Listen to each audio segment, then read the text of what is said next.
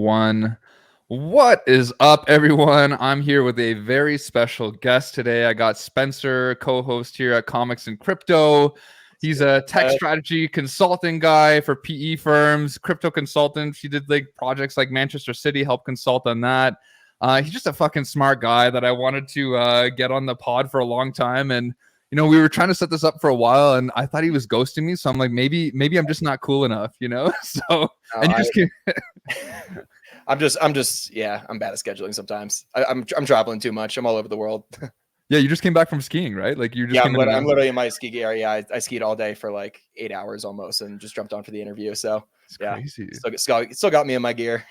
Unreal, man. And I heard that you actually met Sean when you guys were like traveling the world. You guys met somewhere like in Europe somewhere or something like that? Yeah, we met in 2017 backpacking. We were both in Prague, and we were staying at the same hostel, and we hit it off, and yeah, the rest is history. We have like stayed in touch for years. And then, over the last couple years, we kind of got back in touch and started talking a lot more about investments specifically. I was starting to introduce him to crypto and NFTs, and he was starting to introduce me to comic books, and, kind of one thing led to another, and now comics and crypto is a thing. That's insane. And were you actually into crypto when you met him initially in 2017? Yeah. Yeah. Wow. So I had like just started getting into it at that time. Yeah.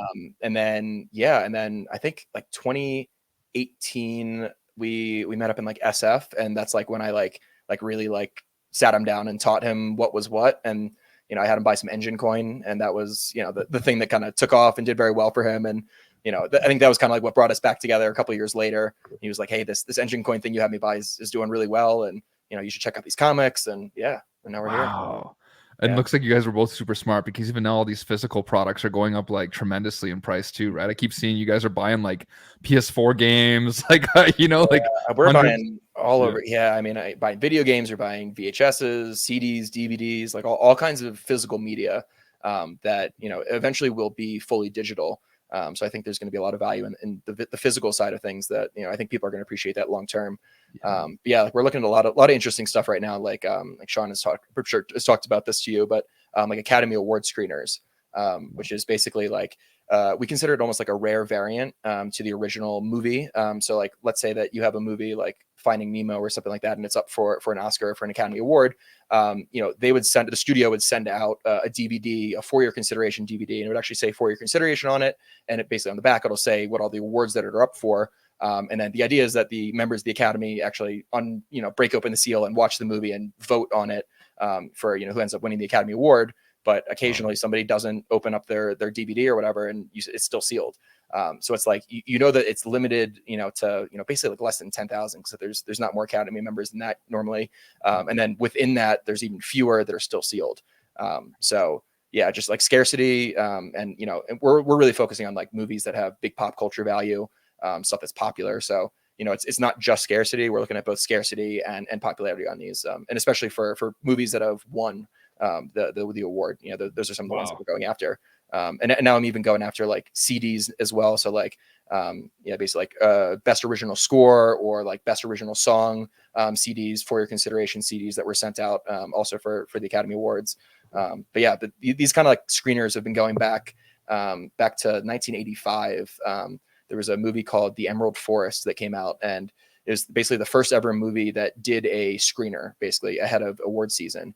And I was lucky enough to actually find a sealed screener from that, which is like, it's just like, I found it on eBay. It was a fluke. I didn't even spend a lot. It was like $12 or something like that. Wow. And yeah, but it's just like massive historical value. And if you like Google like the first ever like screener VHS, like there's multiple articles, like New York Times and like LA Times have articles talking about it. So yeah, I think this stuff is gonna go pretty well. That's insane. But yeah, man. All over the physical markets we're looking. Wow. Yeah. Yeah, even so, you guys did that post recently on like Tom Brady. Somebody bought his card for in like 2008, I think it was, for like $4,500 on eBay and resold it for 3.4 million. Like vanity. Yeah, despite the markets being down, there's still record sales happening like in the comic book space and in like the sports card space. And so I don't know, we're not really worried about where that space is going. It's just and it's like a lot of especially looking at like the really expensive comics and collectibles. Really wealthy people that have millions of dollars to spend, a lot of them will park capital in some of those like really, really rare collectibles because their value tends to hold better than a lot of other assets do in market downturns. So that's why you tend to see, you know, some big sales and people going for these things. Yeah. Wow, that's crazy, eh? Mhm. And I love how you guys are playing both avenues, right? Because you're really going after all this physical product. People are learning from you guys, but generally, it's the crypto people that probably started with, you know, watching your channel first, now kind Yeah. of getting into the physical. Mhm. And I know you got some pretty damn cool NFTs yourself. Like I know that you got a Superman, I believe, Mhm. Legacy. You've got a clone, I believe, too, from RFTK, right? Or no? I have one Clone X Avatar, yeah, from Artifact. Yeah, Yeah. crazy, Yeah. man. It's they're getting back into range to maybe buy a second one, but yeah, I lucked out on mint with that one, and I minted a reptile DNA, which is, Jeez. you know, super limited. It's like only like a couple hundred out of the entire 20,000 collection. Yeah, That's it's like I think so it's like wild. 1% or something like that. So yeah, I've gotten some like really cool because Artifact has done these like DNA specific like apparel drops, Hmm. it's like shoes and clothing and hats and all that stuff like that. And based on the clone that you own and what the DNA was, that unlocked, you know, specific clothing that you were able to purchase.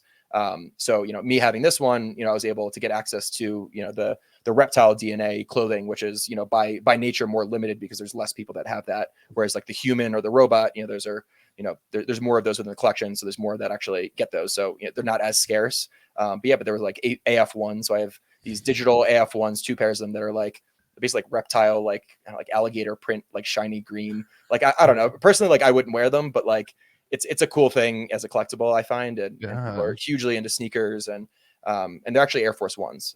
So you know, I think the sneakerheads will probably get into these eventually. So Wow. yeah, That's insane, man. And it's funny, like as soon as you win, you keep on winning, right? Because then you're just getting more drops or more airdrops. yeah, For they've been the, doing airdrops and yeah. yeah, it's been cool. Artifact is it's interesting. A lot of people have been up in arms recently. They've done some things that the community hasn't been super happy with. Like they kind of people like in the community are almost like viewing themselves just as like customers. You know, Hmm. for Artifact to continue to spend or to continue to sell more stuff for us to buy from them, which to some extent I agree with. There have definitely been some situations where it's like, you know, you probably could have rewarded clone holders more with this rather than making us spend another $600 on whatever it is that the next thing that you're coming out with is. But Yeah. I have found that they have had pretty good balance of airdrops and like giving away a lot of free stuff while also, you know, also having things that, you know, are a little more exclusive that you still have to buy. But yeah, one of the things I'm really excited with Artifact, they're coming out with a project. It's called Project Animus, Hmm. and so far they haven't released many details. And they've airdropped these eggs to clone holders so far, and there's going to be a public sale as well. But these eggs are basically going to be leading into a game that they're building. It seems like it's kind of like a Pokemon-esque kind of game with, Hmm. you know, you have like these like, you know, little monster characters, and it seems like they evolve over time. And yeah, it's going to be kind of all linked with the Artifact ecosystem. So I'm really excited with that, and I think they're going to do a good job with it, and hopefully continue to reward holders.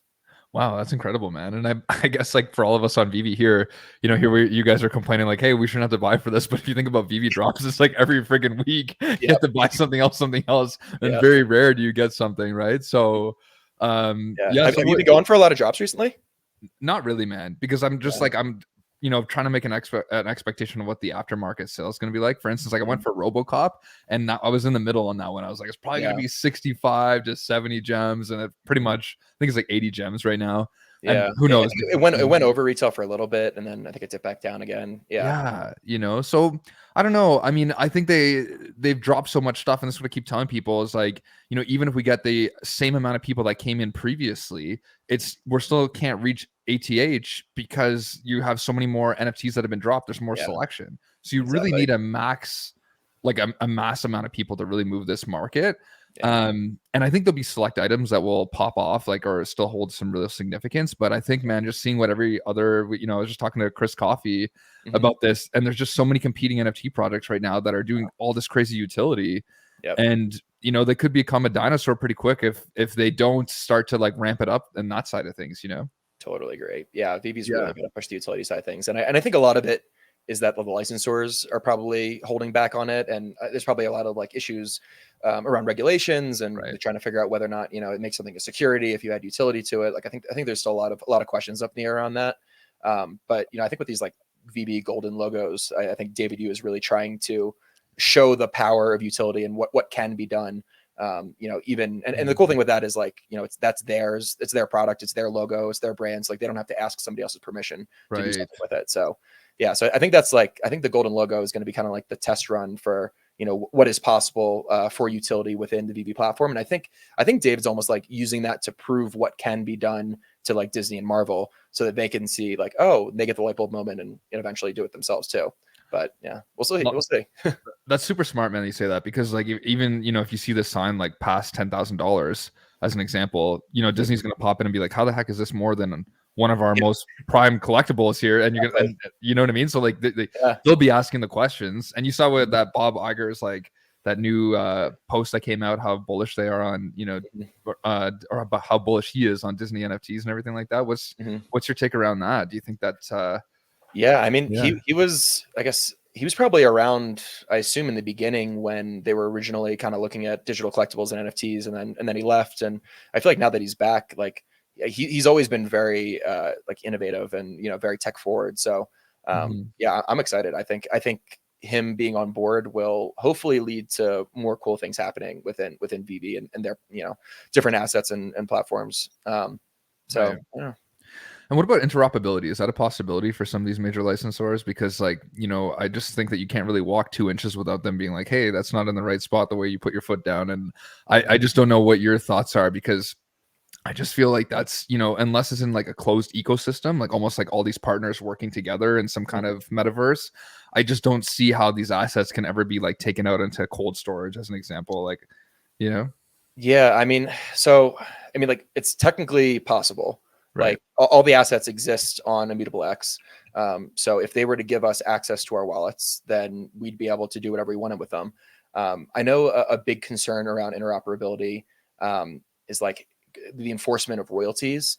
And on like Ethereum main chain, that's been a big issue recently with like platforms that have basically done away with creator royalties. So creator royalties are actually enforced at the exchange level, not on the smart contract level. So it's fully up to an exchange, and they're a centralized party, for them to decide whether or not they want to enforce those creator royalties. Whereas on Immutable X, I believe that those creator royalties are actually enforced on the blockchain and on the smart contract level, so that no matter where they're traded, as long as they're traded on an exchange on Immutable X, and stay within Immutable X, theoretically, whoever the licensor is, or VB, should be able to get their take.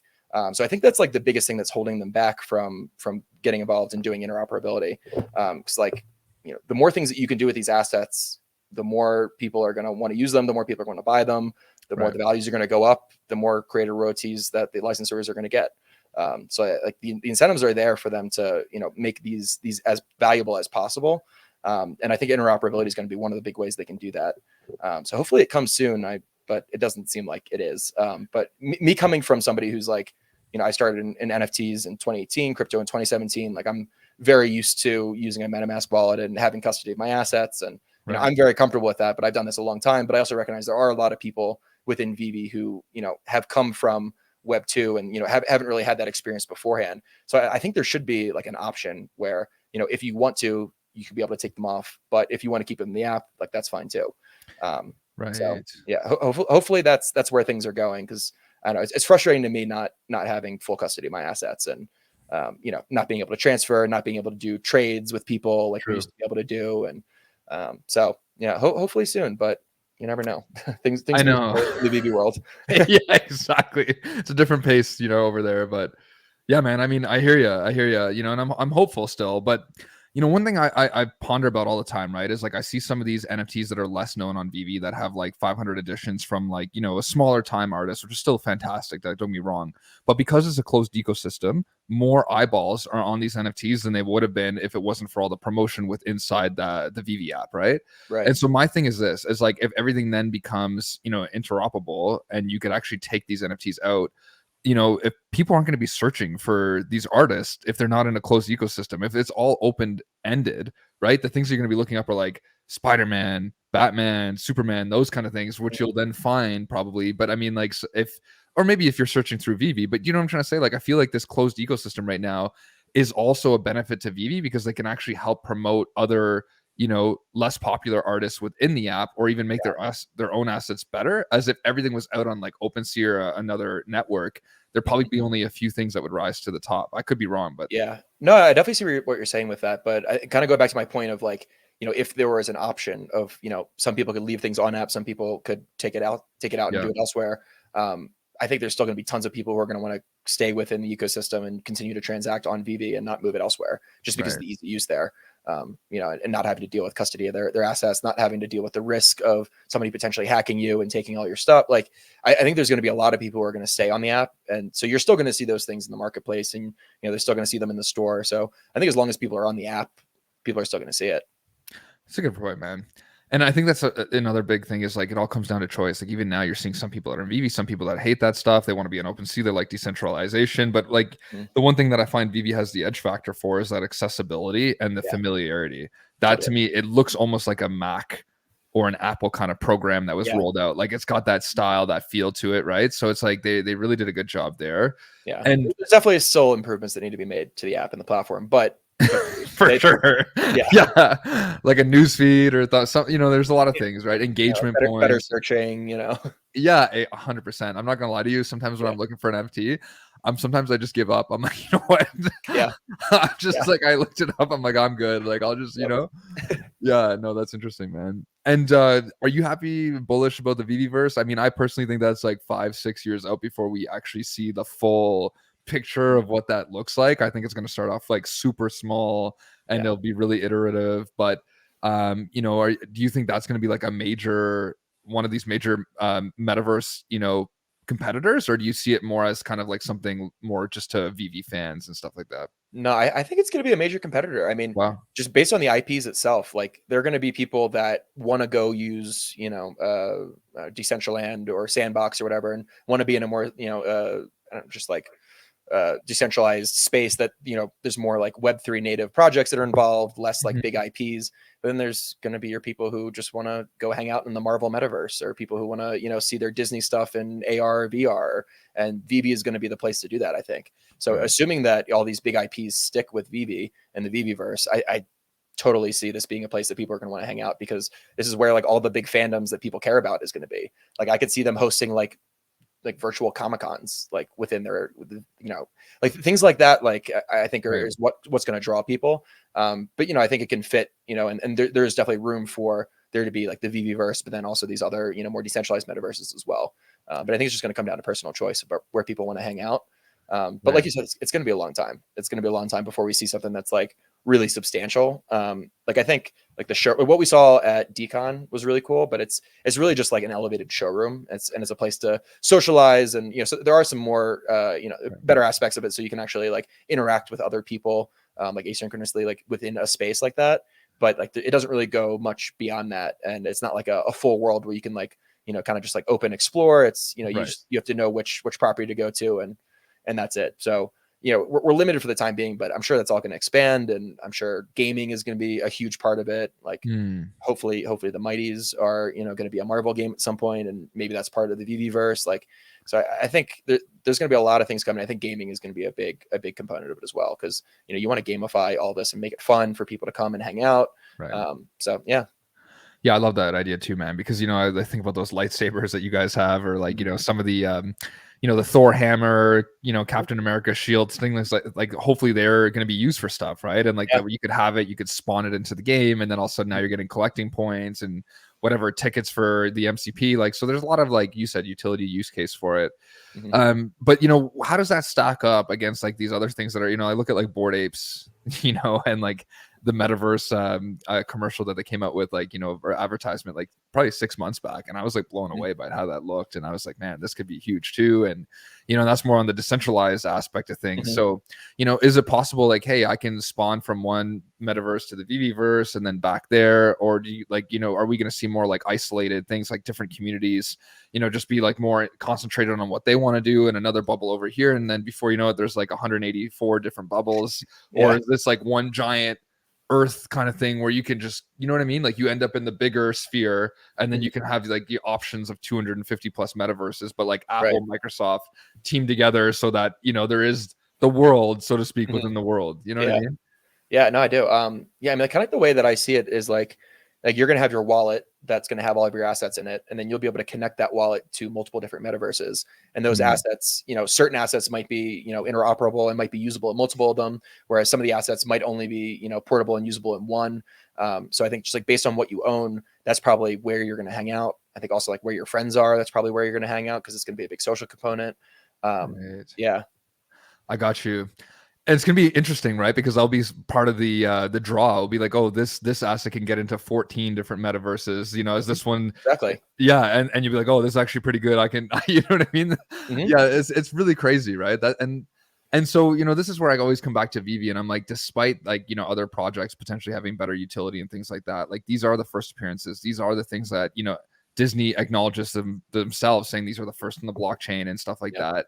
And seeing what you guys do in the physical world and seeing what you've seen in NFTs, like the first of something really means a shitload, right? Despite the market sentiment, right? I mean, I don't know how you feel about that, but to me, it means a lot. Like look at like Gary Vee talks a lot about like CryptoPunks, and like CryptoPunks, because they were the first and because they're original, they don't have to do anything. Like they just have historical value, whereas every other project that has come after it, they actually have to put in work, and they actually have to prove that they have a product and that they're doing something, and that it's going to have utility, whatever it is. Like there's no operational risk with CryptoPunks. Like they're just the OGs, and that's what it is. And that's kind of how I view a lot of these first appearances. And as great as it would be to have utility on them, like I don't think that they're not valuable if they don't have utility. Right. And it's amazing the impact that CryptoPunks had, like even in that Project Broadside. I mean, their number one most rare NFT was like modeled after some of the traits from CryptoPunk that I guess they had. That's cool. Yeah, it was cool. They had like I think a relationship with a person, and so they were able to like use some of their rights and stuff like that. Gotcha. Yeah. And are you involved with Broadside? Yeah, I am. Yeah. Nice. I mean, not as heavily as I would have liked to, but you know what it is just trying to stay afloat on as many different projects as I can without like kind of committing too much. But I do love the project and the storytelling and everything like that. But I was just amazed because it sold and everybody was thinking that it was a bargain for like 7.6 ETH for just like a few traits, and like it's just amazing to me, like the impact that it has, right? And I think we talked about it earlier yesterday again, and I was like just saying like, man, it does bring so much value because if you have one of these things, it literally is like flexing a sports car or a massive mansion. Like it's such a flex, right? Like and that's what I keep thinking about, Spencer. I'm like, in the future, man, like that's going to be the way to show off. It's not going to be what car you drive to the house. It's going to be like your Bored Ape on your shoulder in AR. You know what I'm trying to say? Yeah. Or I mean, you've seen like I think it was like Tiffany. They made like CryptoPunk and like Bored Ape like diamond necklaces and stuff. So it's like people are even like transcending into the physical world too. But yeah, I mean, like once we get like AR glasses and stuff, it's like you're gonna walk up to somebody and in your AR glasses, you're just gonna be able to see that they own a CryptoPunk or whatever because they decide to advertise it. And yeah. And you know what I love about that too is like you're gonna know right away that they're not like renting it, probably because it's gonna be right in the contract. Maybe that they won't though. Maybe they'll be able to hide it in the metadata. Is that possible? Like I'm sure. Like like I mean, if you're just walking up to somebody on the street, like it would require like you having to like go like look through the blockchain data and try to figure out what's what. But like, hey, you bastard, stop there for a second. Let me see what's going on with you. Let me stop there. I need to start the metadata. Yeah, it's fair. So there'll probably still be a way to like rent it without somebody actually like acknowledging that it was rented. Which makes sense. But it's gonna be very similar. Like that's the way that I see it. I'm be honest with you, I'm pretty worried about augmented reality, especially with kids growing up, because I feel like their world is going to be full of like flying dolphins and all these things in their worldview, and they're going to take off those glasses and they're going to be sitting in a room like this and gonna be like, holy shit, there's just 4 painted white walls. This is so low engagement. This is like their dopamine's gonna crash. I mean, I think you already have it to an extent with cell phones and smartphones. So like maybe it makes things worse, but I don't know. I tend to think the kids are kind of already messed up. maybe it's too late. I don't know. Yeah, we're already going there. Like let's just go with it, right? Like I'm like right on the cusp of like I grew up like most kids now grow up like only knowing that smartphones existed, but like I grew up like I had a flip phone. Like I remember a time before smartphones, but like these kids that grow up with just smartphones, like they're glued to them. Like it's you talk about like the iPad kids, it's you're right. It's part of their neural network at this point, right? Like I mean, it's part of their brain. They don't even know what's different. And man, touch some grass. But even like Chat GPT now, I mean, the calculator pretty much solved math for us. And I feel like ChatGPT solved writing. Like you just put in your question now for an Yeah. essay, and here it goes, broken down perfectly. So I feel like, and probably the Have time you that have you we're, played around with it quite a bit? dude, I use it for work. Do you I'm really? Oh, that's so cool. so I'm a project manager, right, at work. So I literally use it for everything. I'm like, I had to write all these scripts out. I literally wrote them in 5 minutes, which is probably taking me like 8 hours. Like just shit like that, and like, and then I even use like another paraphraser AI tool. So just put it in just to be safe. And I'm like, there we go. There's my own unique stuff, right? It's so crazy, man. Like Yeah. and it does so much. Like and even for like scripts, it like writes out like the video aspect of it, the what angles to use. Like Really? it's an Wow. unbelievable. Yeah. Like Yeah. for best I played around practice. with it a little bit, but not enough. Definitely not as much as you have. Yeah. Yeah. Like I've been looking up like all the different ways. Like it even codes for you. So I don't Yeah. do a lot of code, but there's a lot of people that are, trying to use it. And what I've noticed is that I think ChatGPT keeps updating their terms and stuff like that and their program because they don't want to like just let it all out for free. So I think they're gonna start having tiers. Like, oh, you Yeah, want the I heard they're coding gonna have a tier? paid version. Yeah. Exactly. And it'll probably be like, here's what this does, and then like the top level will be like $100 a month, and I'll do like everything for you. But Yeah. I don't know, man. It's coming. It's coming too quick. Yeah, I've used it Yeah. for like the main thing I've used it for so far is like so one of the things I do for Apollo Entertainment, which I kind of just explained. So like one of the Yeah. things I do outside of the podcast, I work for a company called Apollo Entertainment, and on Comics and Crypto, I've talked about this numerous times, but we do a number of things like including managing Jose Delbo, who's a massive comic book artist. He's 89 Wow. years old and basically 7-decade career with DC and Marvel, still creating art. So yeah, we basically manage the digital side of his work, and we've done some huge collaborations. We've done stuff with like Val Kilmer, which we did over the summer. We did something with Manchester City, which we're going to be doing another job with them hopefully pretty soon. We've done like stuff with Diplo, like we've like some pretty substantial artists, and so that's kind of led to us doing a couple other things. Like we're building a play and earn video game right now called the Satoshiverse, which is basically a whole superhero universe that we built alongside Jose. He designed the character, and it's basically Satoshi, the creator, is a Bitcoin themed superhero that we developed with Jose. And then from that has spawned, this whole game and universe. And we actually just released our alpha version like on the 10th. So yeah, earlier this week. So if you own one of our initial avatars, which is the Legionnaire collection, which I think they're around like 0.1 ETH right now. They're not too expensive, but if you own one of those, then you can go in and start playing the game. And it's kind of like a dungeon crawler Diablo style game where you're kind of just like rolling through dungeons, trying to kill monsters and Wow. yeah, or not monsters, other people, but it's all worked into the lore. But yeah, so working with Apollo Entertainment, one of the things that we do on a weekly basis is we host a Twitter space called The Hideout. And I'm basically the host of it. And, one of my responsibilities for that is coming up with all the questions for all the people that we bring on. And, we bring on, people like from Artifact, we bring people from like Decentraland, like Big Time, like we've been bringing some pretty big people. And so I gotta come up with some good questions to ask them. And usually I'm pretty good about coming up with all of them because I've had a lot of practice because I usually come up with all the interview questions for Comics and Crypto. But occasionally I'll get stumped on something and I just like can't think of it. And I have been using ChatGPT. It's like, what are some examples of interview questions for this topic for this type of person who's in this, try to get really specific with it. And it's helped. I've actually like gotten a couple questions that I probably wouldn't have thought of otherwise, or at least like it put my mind in the right direction and gave me the inspiration to get me to where it needed to be. So yeah, I find it just really cool to, just assist with what you're doing. That's amazing, man. Yeah, it's cool that it even comes into like real time things like that. You're like, oh shoot, I can't think of something on the spot. Yeah. On your phone, like almost instant gratification. You're like, oh, thank you, because it's like real time too. It just smacks it at you, right? Yep. Man, that's crazy, dude. Yeah, AI is. I mean, it's really progressing quickly. And I'm even seeing it like now, like there's a lot of people talking about like universal basic income and how much it's going to eradicate jobs. But I mean, in our lifetime, man, we might actually see, like consciousness even uploaded to like a mechanical body. And I mean, like there could my kid might be like around here forever. May not be far off. Yeah, that's what I'm trying to say. So it's scary. It is scary. And even now with AI art as well, like my brother is an artist and he's a tattoo artist actually. So Carson that used to be on the channel, like he grew up like drawing his whole life and everything like that.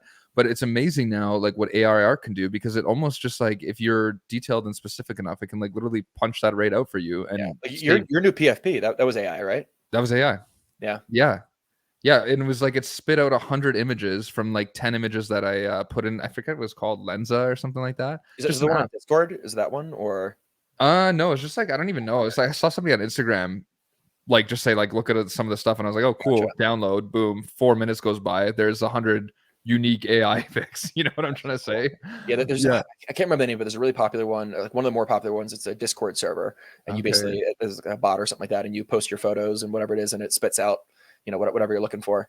That's insane, man. Yeah. Yeah. No, it's moving quick, man. But going back to some of these projects, like is there one that you're kind of most bullish on right now? And I mean, I'm presuming maybe not Vivi, but is there like one that you're like, you know what, I really see this in the next bull cycle, having a pretty big comeback, or something that maybe, not have been released yet that might come out? Is there something that you're kind of gunning for? Yeah. So a project that I'm really excited, Metashima. I don't know if you've ever heard of Metashima before. No. So Metashima, I've been stacking heavy. I probably own like close to 25 at this point. Yeah, they minted out back in I think like May or June. But they're a really cool project. They are building these like metaverse companion robots. So like they're like these little robots that are meant to accompany your avatar or your whatever the representation of yourself is in the metaverse. So I really like it because it's like the central like theme of the project is interoperability, and the intention is that it can be a companion to your Clone X or your ape or whatever it is, your Echo Dream, like whatever it is, it's something that can go along with it. And the studio behind it, it's a company called Dimension Studio. And Dimension Studios, they've been, I mean, they're like a legit studio. They've done like crazy videos for Coldplay. They worked on like the most recent Pinocchio movie for Disney, doing animation for them. So like they're like a legit studio. And they have a dedicated team within their studio focusing just on building the Metashima project. So they've had this first collection that they've put out that's like a little less than 5,000 NFTs within the first one, and they're going to be, I think, two more collections they're going to be putting out of robots. Like the first one was called Lightning. The next one is going to be called Shadow. Shadow is like more of like a darker theme, like very like kind of steampunk metal look. But yeah, they're doing really cool things. And if you look, like there's a lot of creators that are using the NFTs to incorporate them like into their Clone X avatars and creating cool renders with them. But they're really trying to create like a whole like entertainment experience around them. And they have like a lot of like customizability that they're building in. They have the next drop that they're actually doing is basically an accessory pack. So it's like an add-on accessory that you can add to your Metashima. And eventually there's they're building out this special like garage where it's almost like a workshop for you to like work on your Metashima and customize them. And yeah, so they're building out a whole ecosystem and entertainment brand around this. And I'm super bullish. Like the team is I don't know, they're really dedicated, and I've spoken with a number of the team. Yeah, Jake Mitty's the community manager. He's the absolute man. Yeah, he knows how to run a community, and even through this bear cycle, people are still super excited, and people are really involved in the community, which you can't say the same thing for a lot of NFT projects. So yeah, they're one of the ones that I'm definitely most bullish on going forward. That's so cool, man. Thanks for sharing that. And that's the issue, right? A lot of these guys come in, it's a flash in the pan, it's super exciting, and all of a sudden the mint's done, and then it's like all the utility, sustainability just tapers off. So it's nice to see that, like you said, they got this whole plan in place, really exciting project, still limited release too, so it's not like it's overdone. Exactly. And you know what I've noticed, man? This is my biggest critique to like a lot of NFT projects. They're way too complex. That's my thing. They come out on the website. It's like, if you own this 1% piece of land and the tokenomics, and then you'll get this back in rewards, but you have to make sure that you're staking 0.25% of this X coin that we use through was like, I'm just like, man, like, fuck off. I just want to like, what I'm trying to say? Yeah. It's too much. And like, I recently did a review on this company called Wizardia. It was like a play to earn game. We did a review on Wizardia too. Oh yeah. So I think I literally probably got the lead from you guys. Probably. yeah, probably. And good for them, right? Cool project and everything. But to me, it was still like pretty complex. Like you had to have like these battle arenas, and then we had to make sure that there's enough people using the arenas to even get a portion of your money back. And then you had to have probably 1,000+ games before even seeing the ROI. But I get the concepts, but I just find like they're all way too niche and way too complex. And I feel like there just needs to be more of like just a high level game that's created. That's just not like just some kind of sports game like football or. You know what I'm trying to say? Like, it's just all too niche. Yeah. Yeah, I totally agree. It's funny, like when I like first started in like 2017, 2018, I was like so happy to jump through all those hoops because it was just like it was all so new to me, and like it was exciting, and And now like I look at something and it was like even like remotely complicated, I'm like, nobody else is going to get this. And if nobody else is getting this, like what's the point? Like, yeah. Yeah.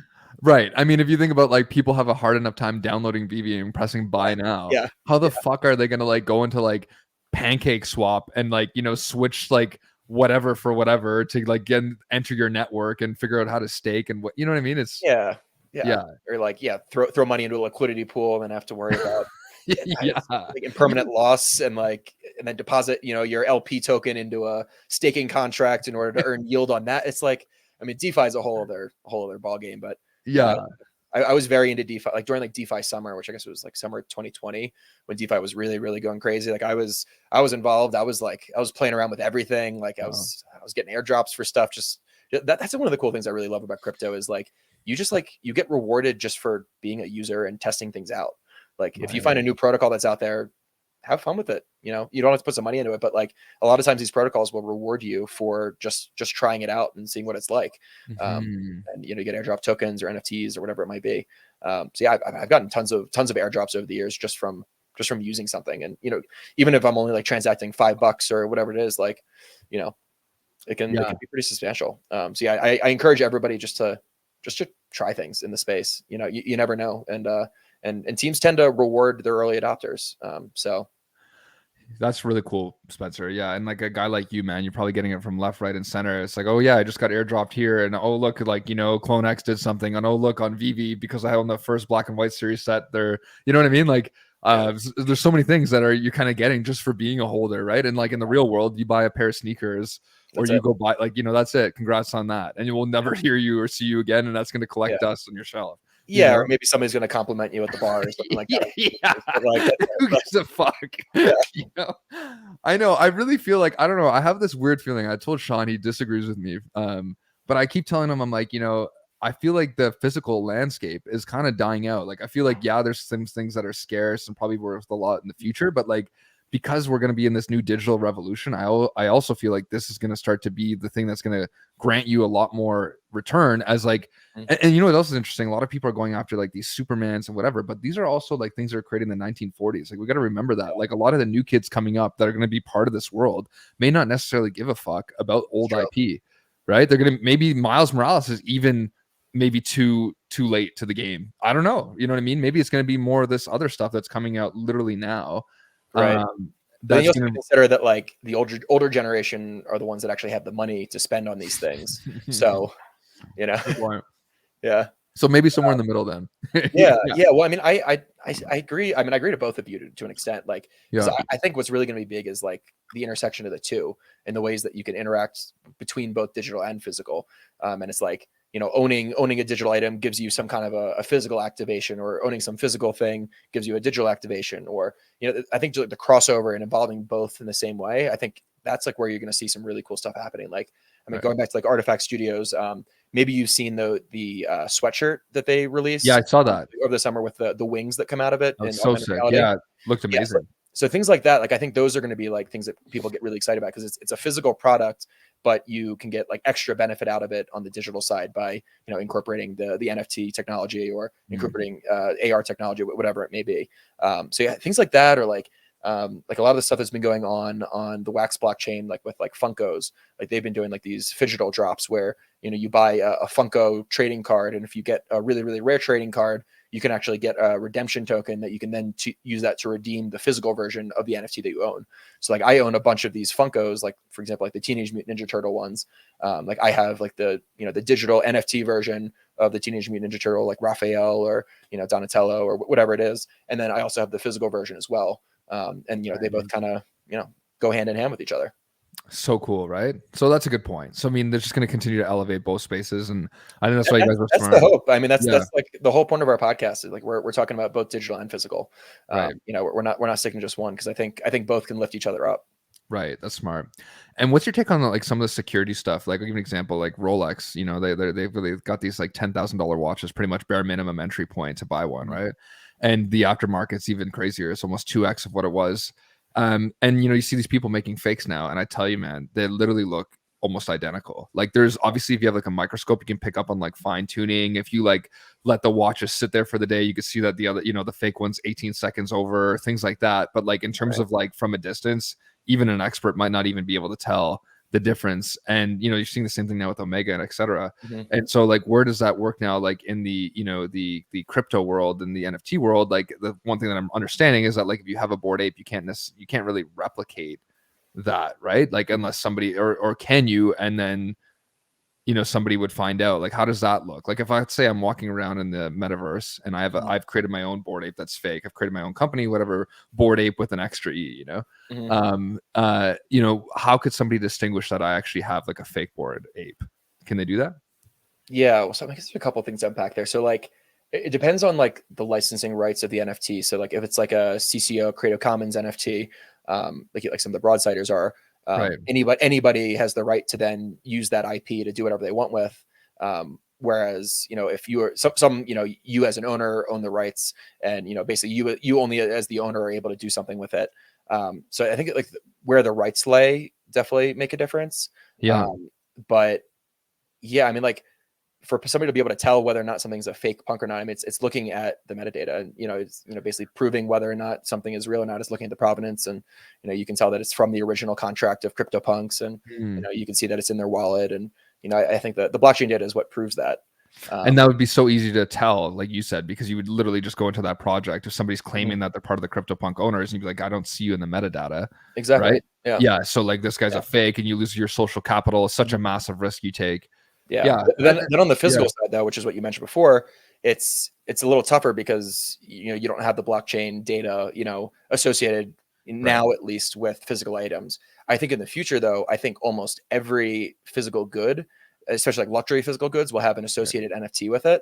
And then not only that, like Artifact and a couple other companies have been doing this.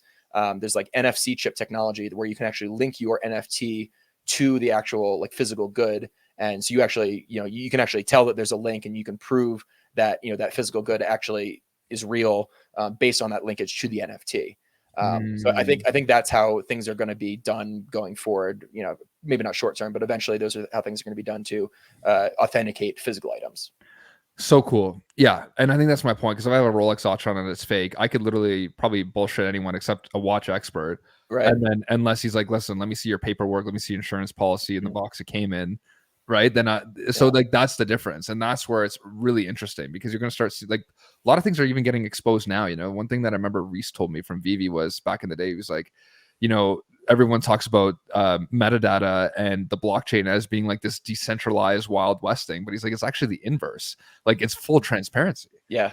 So exactly. So it's like a really interesting take, because a lot of people are like, oh, that's this crazy world. And I'm like, no, it's a way better world where you're seeing all these influencers that are like, oh, like come buy this project, then dumping it on their like, you know what I mean? You can like Zach XBT. I'm sure you've seen some of his stuff on Twitter. Yeah. Just like exposing everyone. Like it's crazy. Right. It's like, do you like, you do not understand how the technology works. Like you're leaving a paper trail of literally everything that you're doing, like from your social accounts, from your blog, like it's all there.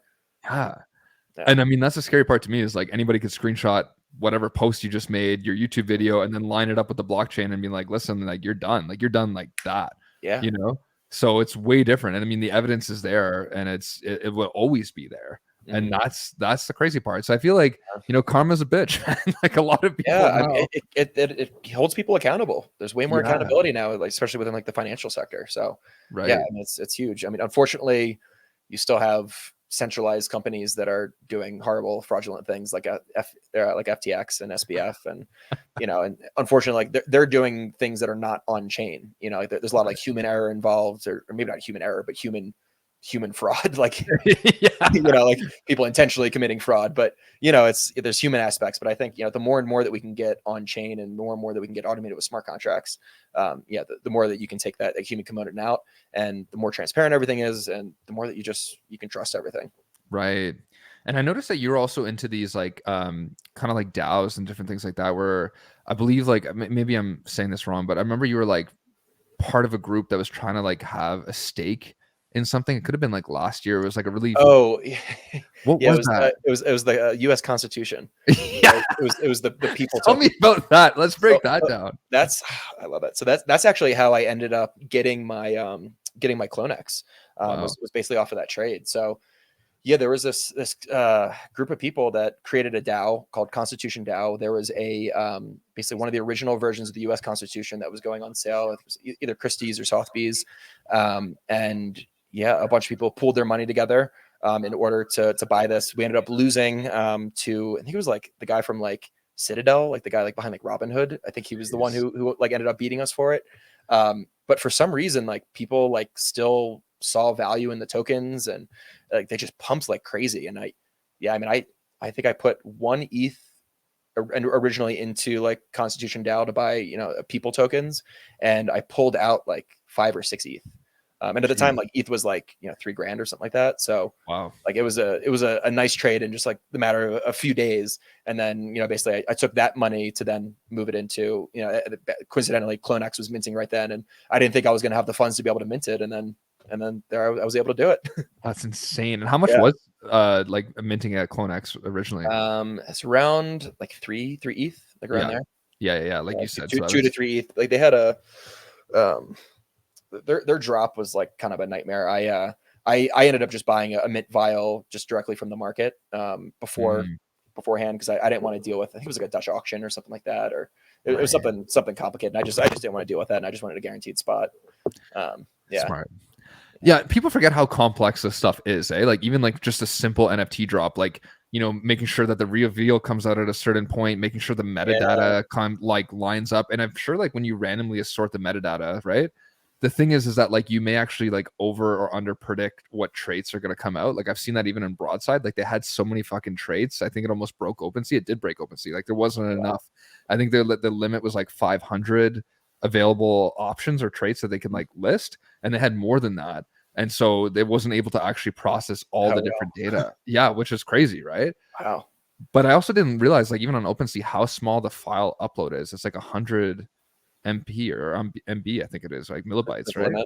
Yeah, I'm not sure. Yeah, I don't. Generally, I'm not the one doing the minting, and it's like usually not on OpenSea. Like when we do stuff, at least for the company I work with, we're generally working with like curated platforms. Right. So we're doing stuff on like Nifty Gateway or Maker's Place, or like we're doing stuff with Coinbase NFT pretty soon. So they kind of handle that piece. Yeah, I got you. You're talking about like what's going to look like, the draw for it, all that stuff. Yeah, we're doing the strategy, trying to figure out what edition sizes, what pricing, market, who's interested, open edition versus closed edition. We want it to be stuff like that. That's kind of what we're working through. Right. Interesting, man. Listen, man, I love the Clonex. Like I feel like I missed the boat on that. I missed the boat on a lot of things. They're coming into buying range. Like they're not. I think they're only like a few grand at this point. I mean, obviously it's still expensive, but like compared to not bad. Like the 15 grand that you would have had to initially mint them, like. Yeah, like you're getting it at a really good price, right? Did you see that trade that the guy did? He sold like a CryptoPunk. I think it was like for like it was like four. It was like there was one. It was like four lands in some new game that came out recently. He had these lands and he traded these lands for a CryptoPunk. It was like 4 lands. Yeah, I didn't see that one. That's pretty impressive. Yeah, I saw one guy, he bought a CryptoPunk for like 570 something ETH in the hype, and then just sold it at a loss, but for way more ETH. Gotcha. For like 1,000 something ETH. Gotcha. Well, so I mean, if it goes onto that ETH and the ETH pumps, then it's a safe bet, right? I mean, yeah, that's the thing with these things. Like the NFTs, like man, you could really climb with them, but in terms of like they're way more volatile, right? Like with something like ETH, you just know that okay, in the next bull cycle, it's bound to go up. It's the biggest blockchain, right? Mm-hmm. So do you have a lot of like cryptocurrencies as well? Or are you more kind of like into the NFT side of things? I used to be way more into the fungible token side of things. Definitely less so more recently. Like I more like I own some for like platforms that I'm really involved, like Omi, for example, or like I have some Wax because I really like Wax and stuff that they're doing. But yeah, usually it's the stuff that I own is more it's more like NFT related. Within the fungible token market, but I own some Bitcoin, I own Ethereum, just just because, but yeah. Yeah, I met some guy at the gym one time, and he was we had a conversation. He's like, "Oh, you into crypto?" And I'm like, "Yeah, man, heavy into crypto." And this was literally like a year ago. And he's like, "Yeah, you ever heard of ETH?" And I literally just walked away. I was like, "All right, man. Like, if you're telling me if I've heard of ETH, it's Canada, bro. It's a different level down here, you know." Like, So is it 2017? yeah, exactly. Even then, I'd be like, "Dude, Yeah. like, come on." What's your VV collection look like now? I mean, I haven't really sold a whole lot, so I still got my couple Waltz that I originally got. I got a Nice. couple Supermans. I got a couple Todds. I have the full Golden Moment set, like super Nice. set. I got like I don't know, I got a lot of stuff. But I still have like all my like low mint comics that I've accumulated probably for way too much money for in the bull market. But I still love my low mints, and Sean and Kevin own a few things together. So like we own like the 1977 Luke Skywalker lightsaber together. We own like one of the lowest mint AF-15 ultra rares. It's like number like 300 or something like that. So we got that. We have so we have a few things that we own together, but I don't know. I don't like look at my VV collection that much. I kind of have just like let it sit and same here, man. Accruing my MCP points for whatever they're gonna end up doing and for the last 14 years. Yeah. So did you guys sign some smart contracts there for those ones that you're sharing, just in case anybody sleeps with another person? No, we probably should. I mean, I don't know. We got like a company agreement. We have like an operating agreement for our LLC. So hopefully that's enough. I trust them. Plus, I don't have a girlfriend, so I don't have to worry about anybody sleeping with her. There we go. That's good. So she can just steal those NFTs and fuck off. Yeah. That's crazy, man. Yeah, it's interesting that you say that, because same here. Like the engagement for me is a lot lower and stuff like that too. And to be honest with you, I'm just like going into that macro lens, like I talked to you about, like really just saying, okay, is this something that's going to stand the test of time? Is this a big deal? If not, I'm not even like really interested as much as I used to be. Yeah. But I also look at it like this: are we so spoiled from all this crazy IP because of like, Alice in Wonderland was dropping on some random platform? That would be enough of a draw to get at least 10,000 people on it. Right. But here we're just like, oh fuck, Alice in Wonderland, whatever. But like, man, in 10 years, you know what I'm trying to say? It's just crazy, right? When you start thinking about it, it's like, oh, Buzz Lightyear, oh, friggin' Woody, like. But wait a second, like we're still so early. The current community is still so small that's actually buying this stuff. Yeah. Once we get adoption, which I think will happen eventually, and I think we're more likely to see adoption with a platform like Veve'S than we are with these more like Web3 native brands, just because people are excited about the IP that they care about and the fandoms that they care about. Right. So yeah. Yeah, you're right, because like these smaller projects are really appealing to such a small subset of people, like within a certain age like market and all that stuff. As this is like really like the wide fandom, right? So that makes I mean, like you have millions of people who are interested in Star Wars or Frozen or whatever it is. Right. At your consulting firm, when you're like, talking to new people and stuff like that, what are like some of the conversations that you have? Obviously, I know a lot of it's confidential, but I mean, like in terms of like what the draws are for like people's interests, like the psychology behind it. I know obviously the stuff like scarcity, popularity is like kind of, I guess like you would expect that, but is there anything there that's like unique that like really kind of captures people's psychology? Like maybe, for instance, having a drop that comes really quickly, or kind of fear mongering, if you don't get this, you're going to miss out on the like all these next things? Or is it just like you need the big artist name to produce, or can like really creative projects come out without any partners? Like what what I mean? Like what does that world look like for you? Yeah, I mean, so like I'm generally dealing with larger IPs or like larger companies, right? So it's usually not as much like that smaller side of things. So I'm trying to get you to consult for me. That's why I'm trying to, I'm like, can I pick your brain without having to pay you? But yeah, okay. You can call me anytime, Chad. Yeah. Okay, good. But I mean, like one of the things that we think about a lot, especially with like the projects that we're building, is like organic growth. I mean, because you see so much bullshit out there, people buying fake followers and trying to get as many people in the Discord server as possible to show that whatever. I guess that's a metric that people care about. But we've been really, really focused on building a core community of people who really care, and not using any like crazy hype marketing schemes or anything like that. Doing everything very organically. We'll do some like influencer stuff, but like in a way that it's like it's like a partnership for the company and a partnership for the game. And, eventually, that influencer might be involved in the game in some way, shape, or form in the future. So we've been really careful about that. And we found that like the community that has stayed around, or just in general, the community has stayed around through this bear cycle and through this downturn, despite everything going on. Whereas you see these really big projects that people just bought in because of the hype. People sell it because they just bought it for hype. Like they didn't really care about it to begin with. So you see major capitulation in those projects. Whereas luckily we haven't seen that as much in ours. But yeah, so like that's definitely a lot of the things that we're thinking about. From that perspective.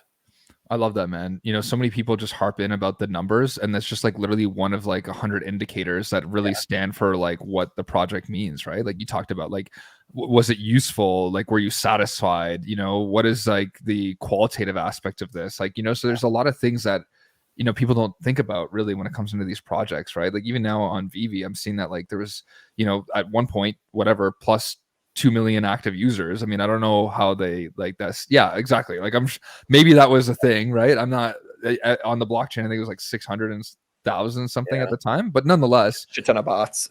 Yeah, exactly. Right. And now we're just seeing like 5,000. I was looking at VV Fox, like 4,000 and something active market buyers. Wow. And like 5,000 something sellers within the last month. So if you think about like what is active, like, is that going into your app once a month minimum, right? Like what does that really mean? So these are telling signs, right? And it as big as this space was, you realize how many people were here for like the wrong reasons over the right ones, right? Which is the majority of us to get rich, Yeah, which is the reason I love being in the space right now in a bear market is like, I don't know, like everybody I talk to, I genuinely enjoy talking to, because like they're here for the right I don't know, they actually care about this stuff. It's like they weren't just here for the quick money, and maybe some of them were initially, and then actually fell in love with the company and fell in love with the project and the NFTs, and now we're actually like really into it, not just from a financial perspective, but yeah, I mean, like especially like going to like Decon, such a good time. Like everybody there is just such good energy and such positive energy.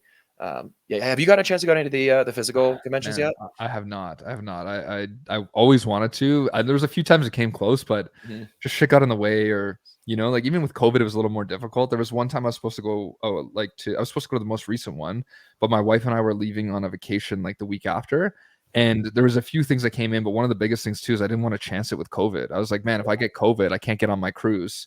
So it's like, you have to have the doctor. And there were a lot of people that got COVID. Exactly. So I think I made the right move, but yeah.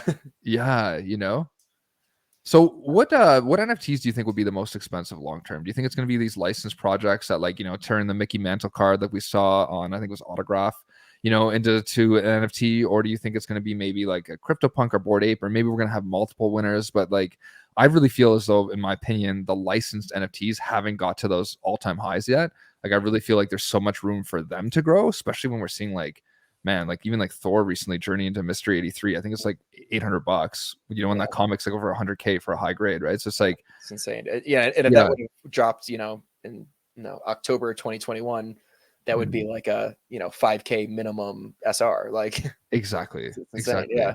Yeah. So you feel like there's still a lot of room too. Do you think they could ever surpass the physical, or do you think they would maybe just like be like 80% of the, you know what I mean? Like, yeah, I mean, I think it's like, it's hard to predict. maybe it could surpass like a lower grade of the physical, but like, yeah, I think it's hard to see like a comic book in its highest grade physically selling for less than like any one of these digital NFTs. Well put. And especially if there's only like 2 of them in existence, like one's an 8.0, the other one's a 6. 10,000 of them, and even if you have like the lowest mint, it's like somebody's still going to spend $3 million for this, whereas somebody might maybe spend max 50K or something like that for a super low mint SR or something like that. Yeah, like I don't think we're going to have the prices be like nearly even close. But who knows? Maybe one day they will. Yeah.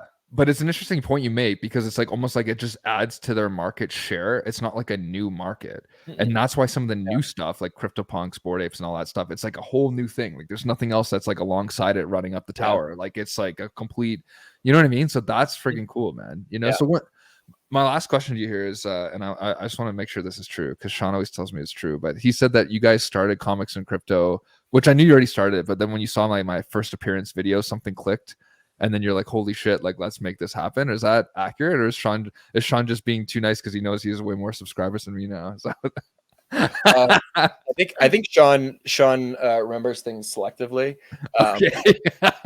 So the way that I remember it going down is I was looking at the app, just like scrolling through just like random collectibles, and especially it was like the black and white DC stuff originally, and I was like looking at the metadata on there, and I saw first appearance on the thing, something I'd never seen before, and I could probably find the text of like literally like screenshot circled like, dude, did you see this? Like first appearance, and like talking about like how it coincided with you know, with the comic book market physically. And then I think probably your video reinforced what I like that. I was a part of the pie. I was a part of the pie. You were definitely a part of it. You were definitely okay. a part of it. Yeah. Good. Yeah. That's awesome, man. Listen, man. Yeah, Sean definitely has a selective memory sometimes. Yeah, Sean's good at making people feel great, though. You know. Oh, yes, he is. That is like his top skill. Yeah. You know, you just always want to talk to Sean. You know what I mean? Sean, make me feel good today, buddy. Yeah.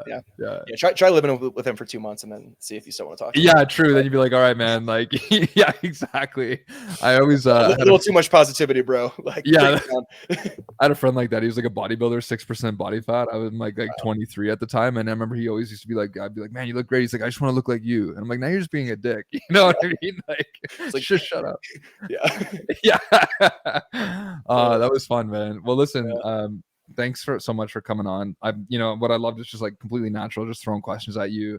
Oh no, you're amazing, man. You're just like I was just like, had enough time just to come up with the next one because you got so much knowledge. So I was like, really, I had to be active for this. I had a little bit of brandy here. So nice. yeah. It was a lot of fun, man. Would love to get you on again. Obviously, Absolutely. And if you do not follow, obviously, Spencer, like everybody knows Comics and Crypto, but also, make sure you also follow Spencer on Twitter and everything that you got going on. I'll put him in the description below.